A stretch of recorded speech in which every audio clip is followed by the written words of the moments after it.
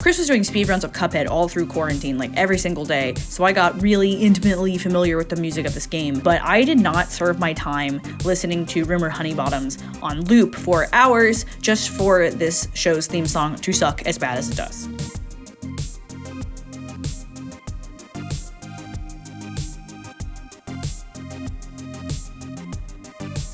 Spoilers for the Cuphead Show, I guess.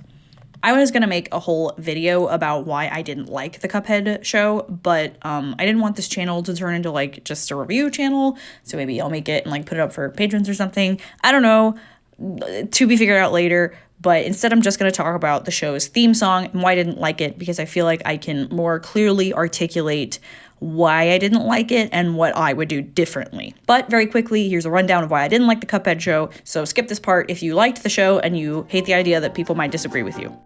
The animation from the game is a tribute to rubber hose animation from the early 20th century, and yet the TV show looks like it was made by Nickelodeon in the 90s. There is absolutely nothing original about the animation at all, and that includes that one scene that people on Twitter flipped their lid about. The villains have been watered down to the point that they aren't even a threat anymore, even though they are presented to be a threat. Following that, the devil has been turned into the most painfully unoriginal villain in the last 10 years of cartoons, becoming yet another queer-coded Scar or Hades ripoff. This better be important. He's a guy. Life's not fair, is it? The writing uses tropes from early 2000s cartoons that have been done over and over and over again, rather than make anything remotely original or based on the source material. The original script of this video was going to talk about how they just reused plot points of SpongeBob, Bugs Bunny, Family Guy, and even Kung Fu Panda, but that's not what this video is about. The show's setup of the devil is after Cuphead's soul isn't even the premise of half of the episodes. Everyone's like, what did you expect? This isn't going to have some big plot like Avatar: The Last Airbender. And like, no, I didn't expect a big plot, I just expected originality and consistency. Every character voice sounds exactly the same. Netflix lists the episodes as being 15 minutes, even though the last 5 minutes of every episode are just the credits. Everyone is flipping out about how good the show is, and really I just think it's painfully mediocre in writing, animation, and everything else. And I feel like the fans were just happy to get some Cuphead content, or it's children with internet access who think that because the characters ripped from a game that has great 1930s style animation, the show also shares those same qualities, even though it doesn't. But talking about it will make them look smarter or more mature for their age. Anyway, I don't think you're stupid or anything for liking the show. It's just not the masterpiece everybody thinks it is. Okay, with all that out of the way, let's talk about the theme song. So the music from the game is excellent. The tunes are catchy and they're fast-paced, and it's big band music, which is a tribute to the era from which the game is based. The title song is fun, the lyrics are to the point, and they tell you everything that you need to know about the plot. And it's sung in this beautiful, true to the era barbershop setting. Well, Cuphead and his pal Bugman, they like to roll the dice. By chance they came on a devil's game, and gosh, they paid the price. And then we have the show's theme song, which the music itself isn't bad, but the lyrics are awful. It's in a terrible key, and the singer is struggling to sing it. So I'm going to dissect the song part by part, tell you what I didn't like about it and what I would have done differently to make it better. We're going to start with the lyrics and the rhythm, and then we'll talk about the music itself. Come with me to the Inkwell Isles. It's just off the coast, maybe 29 miles, where there's good and there's bad, and then there's in between. With Cuphead and Mugman, you'll see what I mean. Let's stop here for a minute. I'm sorry, these are the laziest lyrics I've ever heard. This theme song sounds like it was written in one afternoon and they kept the first draft of the lyrics. So firstly, 29 miles is arbitrary. This is not some deep lore from the game. The songwriter just picked it because they like that number. I don't know. It has nothing to do with the plot, with the premise, with the game, with anything. And the singer is having difficulty articulating these words because it's a lot of syllables to say quickly and clearly in a short amount of time. Secondly, using the word just in songs is lazy filler. It's a brevity problem. Using the word just in this context is just a way to squeeze in your words into the meter without workshopping your lyrics any further. Now hold on, I hear what you're saying. I've used the word just like 100 times so far in this video. Well, in conversation, this word is fine because it's a conversation. It's like the word like. If you're having a conversation with someone or making a YouTube video with a conversational tone, then the word just is just fine. But when you're writing a song, your word choices have to be more precise. Also, the word just in this context is a devaluing kind of word. They could have said east of the coast or west of the coast, but instead they just said just. The word just does not give us any further description of this fictional place they're trying to paint for us. It's hard to say, and it doesn't need to be there. There's good and there's bad, and then there's in between describes absolutely nowhere and everywhere. This is not a defining feature of Inkwell Isle. If you Google there's good and there's bad and then there's in between, you get a bunch of results. You can find it in books, this poem, this weirdly racist Reddit comment. Like, the phrase means absolutely nothing. It's meaningless, it's filler, it's not poetic, and it's not interesting. And then they rhymed it with, you'll see what I mean, because, let's have one non-committal sentence and rhyme it with another non-committal sentence. Why not? There's also this weird syllable stress on there's in between, and it sounds wrong. Theirs isn't the word that needs emphasizing in this sentence. I'll show you how I would change that in a second, but let's keep going for now. On to the second half of the song.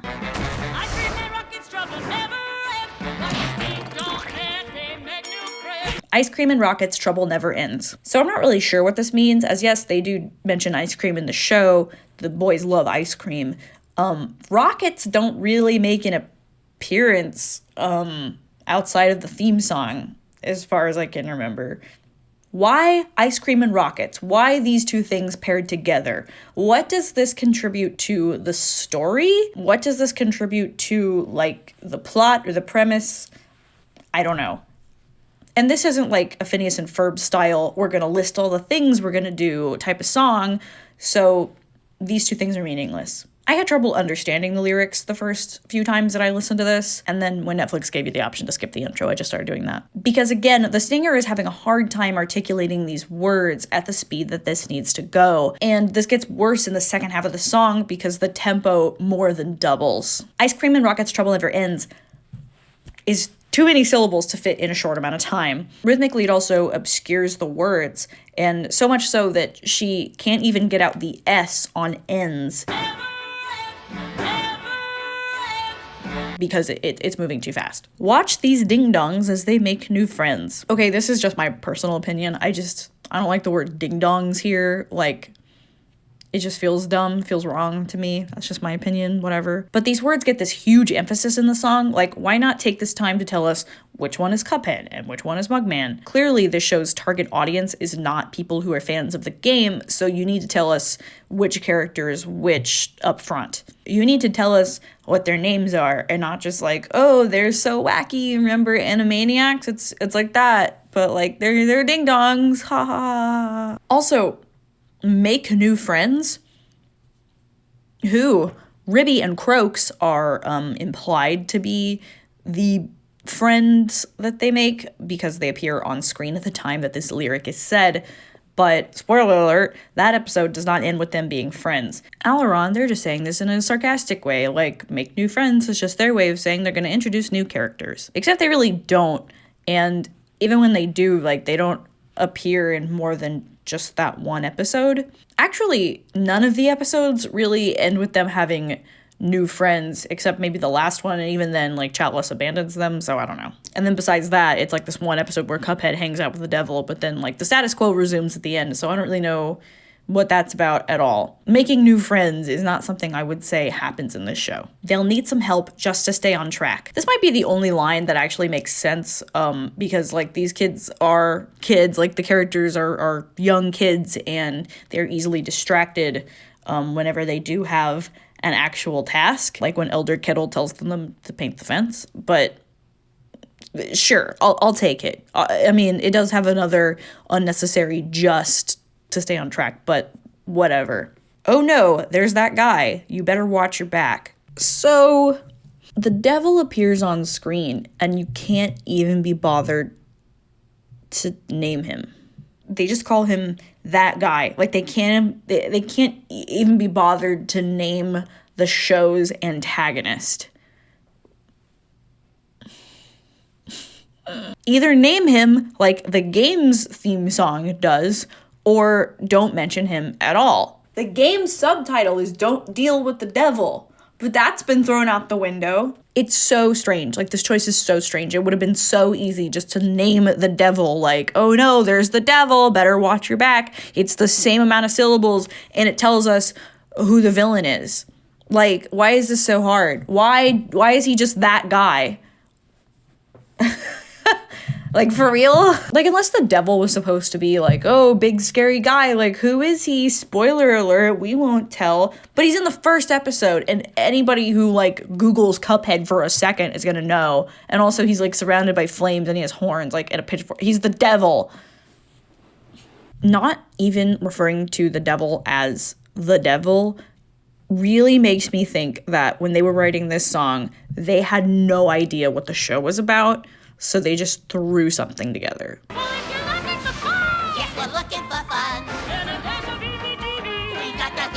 So this again describes absolutely nothing and everything. Like, this could be describing SpongeBob SquarePants. Fun heebie-jeebies. Like, this could be anything. This is not a defining feature of what Cuphead is. It tells us nothing interesting about Inkwell Isles or what Cuphead and Mugman are gonna get up to. Welcome to the Cuphead Show! Welcome to the Cuphead Show! Pack your bags and let's go is probably the worst line in this whole song. It's so unoriginal. If you go to Genius Lyrics and look up Pack Your Bags and Let's Go, it shows up in over a dozen songs. The first time that I heard this lyric, I out loud said, really?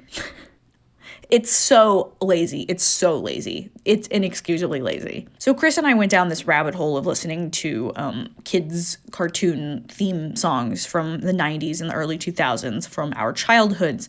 And we were just listening to the theme songs, and we came to this realization that a good theme song, the lyrics, if it has lyrics, will tell you who the characters are and what the show is about. But lyrically, the Cuphead Show opening tells us absolutely nothing about what the show is about or who these characters are that is unique to Cuphead. This song doesn't tell us anything about the show, but that's also because, like, the show's, like, not about anything. And this is getting, like, a little too close to the, like, review channel things that I didn't really want to get into. But the Cuphead Show is not about anything. And, like, the lyrics to this are... maybe they're perfect for it in that way, because the lyrics don't say anything and the show's not about anything. So let's fix it. Wait, am I actually going to use my music degree for YouTube and not just my day job? What is this, Adam Neely?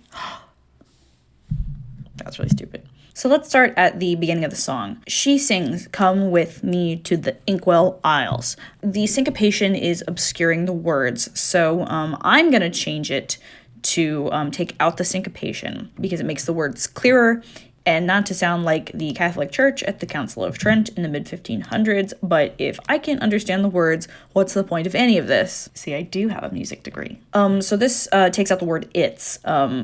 We've already established that we're talking about Inkwell Isles. You don't need to say it's. Again, this word just is very unnecessary, so we're going to take it out. Also, this rhythm of 29 miles is 16th notes, and it's hard to say, so we're going to replace it. And honestly, like, you can replace 29 with whatever number you want. Like, it could say 69, nice. Or it could say 42.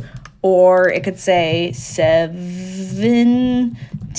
Like, again, these numbers don't matter, but I don't like this syncopation, or not syncopation, I don't like this rhythm, so I'm gonna replace it with this. Now, like I said, I took out the word just. I have replaced it, whoopsies, this is supposed to be down here. I have replaced it with the word east of the coast, just to add some, like, more flavor, because, like, just off the coast, it doesn't mean anything. So this is a different rhythm, different words. East of the coast may be 17 miles. That's my opinion. So as for where there's good and there's bad and then there's in between, this is a rhythmic mess, and there's a lot of unnecessary extra syllables and words in here.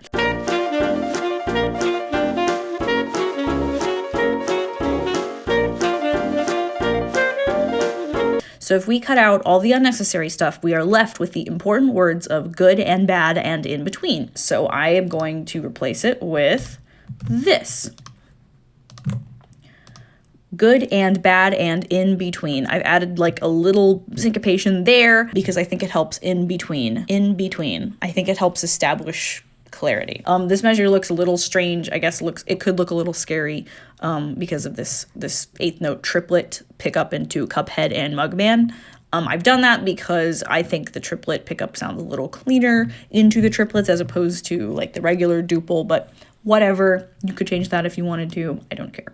On to the second half of the song. So Chris and I sat here for like half an hour trying to, debating how to fix the too many syllables in too short amount of time problem of ice cream and rockets, trouble never ends. And while again, I don't want to sit here and do a whole lyric rewrite because who cares? The only way to fix this is to actually change the words here. And again, like I said, these words are arbitrary to the plot and the premise, so it doesn't matter anyway. So here is the original. It happens on the offbeat of 1, which I like because it gives the baseline time to get up to da da da da or the D or whatever note that is. It is a D. Now I've got 2 suggestions here. One is mine and one is Chris's. So I suggested with these 2, trouble never ends. That way, you're not listing arbitrary things. Chris suggested always having fun, but trouble never ends. This doesn't necessarily fix the syllable problem. In fact, it adds more, but these syllables are easier to say in a sing-songy way. It's not extra sounds that you're throwing in. Always having fun, but trouble never ends. It's very much, it's easier to say. Try it yourself. So I've put my lyrics on top and Chris's on the bottom. Again, we're going to take out the word just because we have established that it is a necessary filler. They'll need some help to stay on track. You don't need just. It's crowding up the words. And of course, I'm going to change, oh no, there's that guy. I'm going to change it to the devil because why wouldn't you name him? The devil. Oh no, there's the devil, better watch your back. Plus, this high note here emphasizes the first syllable of devil, so, he's the big bad guy. There he is. He's on screen, and give him a freaking name. I don't have any quick fixes for, like, the rest of my beef with these lyrics, so we're gonna move on to the music. Okay, so musically the song is way more interesting than its lyrics are. It's in F, the first half is in F minor, then the second half is in F major. It does this cool little like sequential walk-up thing where it starts in D, and then it goes to B flat, and then it goes to C, and then finally lands in F. I'm not gonna notate every single key change, by the way, because it's gonna crowd up the landscape. Also, yes, it is an F major, but my key signature thing changed, so it looked like F minor still, but it's an F major. It's an F major. So for a theme song to like a terribly boring children's show, the range on this thing is crazy. It's like the lowest note is an F3 at the beginning of the song, and the highest note is an F5, which is really high. It's the high note in Celine Dion's All By Myself. It's high. Like I certainly can't sing that. I can barely sing it in my head voice. It's high. It's really high. But the vocalist here is barely scraping by on both ends of the range. You can tell because the low note at the beginning is so quiet that it's barely audible. See what I mean? And she scoops down from the high note, as well as obscuring the word fun because she's opening her mouth extra wide to hit this high note. So it sounds like she's saying fine. Like, so if you're looking for fine instead of fun. And I'm not like blaming her for not hitting these notes because again, this was written way too high. The song is way too high. Like, Jesus, you don't even need a 2-octave range to sing the Star Spangled Banner. Like, why is this theme song for a kid show so demanding? Or like, okay, if she can hit the low notes, the audio is not mixed very well, so she's being drowned out. And audio mixing is a problem like in the show that I don't want to get to, but it's definitely present here in the theme song. When Cuphead and Mugman answer her on Yes, We're Looking for Fun, in the second half of the song, their voices are much louder than hers. Yes, we're looking for fun. We got the heebie-jeebies. I'm gonna fix this real quick because it was wrong a second ago. Boom, now we're in F major. So let's talk about the end. The last notes of this song are D, E, C. Welcome to the Cuphead Show. I'm singing that an octave down because God knows I can't hit that high note either. So C here is the 5th scale degree in F, so the song sounds unfinished. Our ears want to hear a perfect authentic cadence or the scale degree 6, 7, 1. They want to hear this. Welcome to the Cuphead Show. We want to hear it go all the way up to that high F. SpongeBob SquarePants! I would be willing to bet real money that originally the song was written for for the song to end on that high note, to go all the way up to that high F5 and hold it there in a belt. I'm sure that was the original intention. But again, that would be really, really difficult. And the singer probably knew it, and she was probably like, well, no, that's not gonna happen. And instead opted to end on a C, which is still in that, major triad, so it ends on this nice 1, but it sounds unfinished. So let's fix it. Part 2. So how do we fix the issue of the range? So we have to change the key, and that's not a big deal. I don't think that the song's character changes very much if we put it into C or even B flat. I'm gonna go with C because C minor is a key that we very much associate with darkness. And the beginning's kind of supposed to sound like mysterious and spooky or whatever. Plus, the second half of the song would be in C major, and that's very easy to read, it's very easy to play on piano, so we're gonna go ahead and change it to C. So let's transpose it. C minor. Boom. There it is. Of course, this ends up putting the first half of the song in a way, way, way too low of a range. So we're just going to bump it up the octave. Now this makes the bottom note C4, which is well within the singer's range.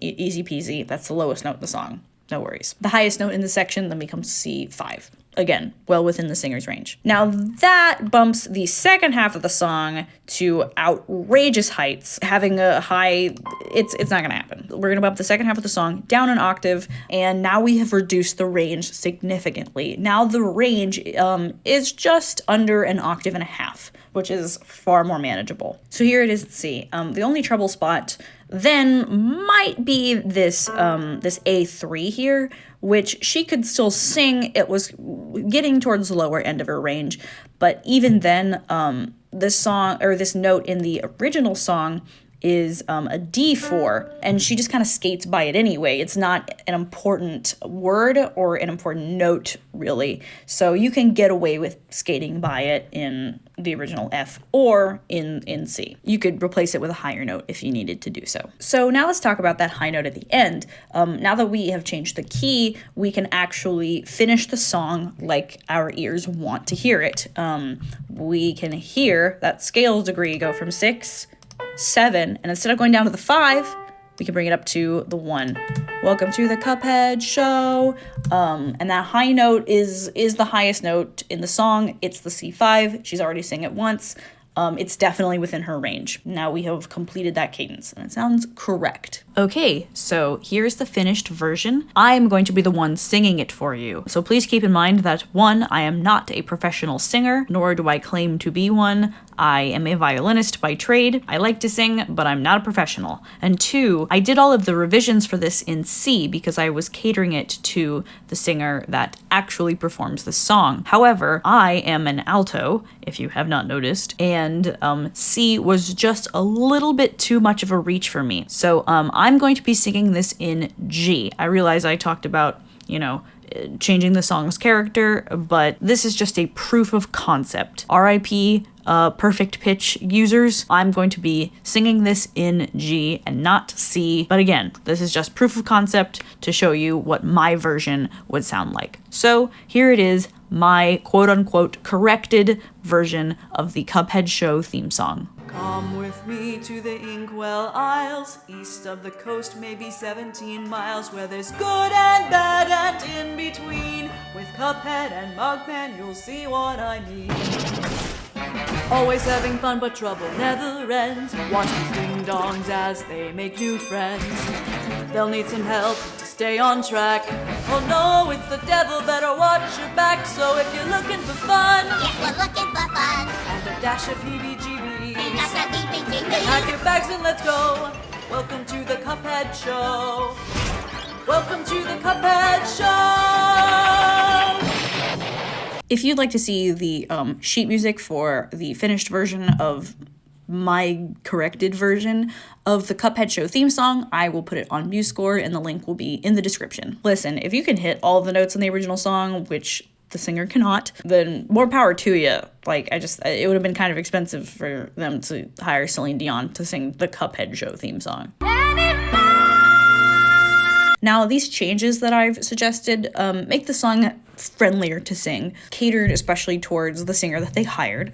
Her stage name is Gizzelle. She is known for singing rockabilly and rhythm and blues. And she's like fairly successful, so like, what do I know? What does my opinion matter? I just don't like her voice very much. She's got a timbre that I don't really like. I don't think her intonation's always great. You want me to. I have always wanted you. And as evidenced by the Cuphead Show theme song, she has trouble pronouncing words clearly.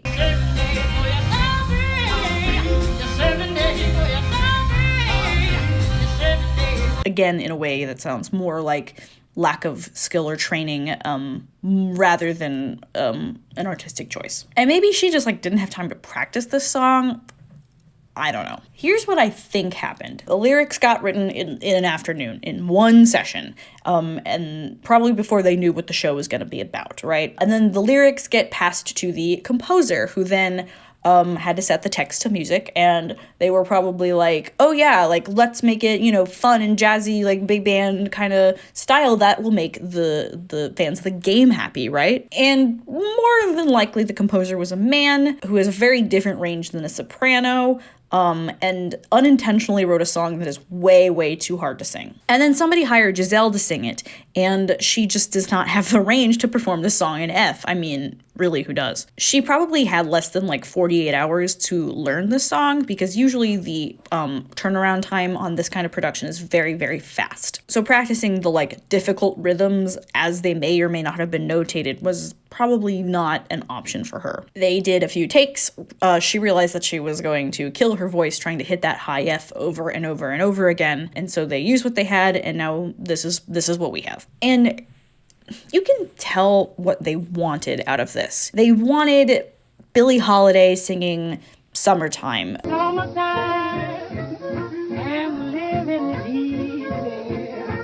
And Ella Fitzgerald singing It Don't Mean a Thing. Don't mean a thing, all you gotta do is sing.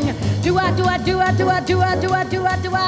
And something I'm sure that I'm gonna catch some like hate for in the comments, besides the fact that this video is titled what it is that the director or the music director or whoever was in charge of this wanted it to sound like a black woman was singing it, and yet a black woman is not singing it. Gizzelle is, as far as I can tell, Hispanic. And for a game that already caught flack in certain corners of the internet for indulging too much into the minstrel show beginnings of rubber hose animation, the spin-off show's theme song having a non-black singer clearly imitating black female singers of the jazz age, it doesn't look great. Anyway, leave me a comment telling me that I'm reverse racist, or that I'm like a sensitive Susan, or fat and ugly, or, the epitome of woke liberalism or whatever. Like, all these comments just boost my engagement, and you've made it this far into the video, so really all you're doing is like increasing my watch hours. So anyway, the show is boring, the lyrics are terrible, and if they wanted a black woman to sing it, they should have hired a black woman to sing it.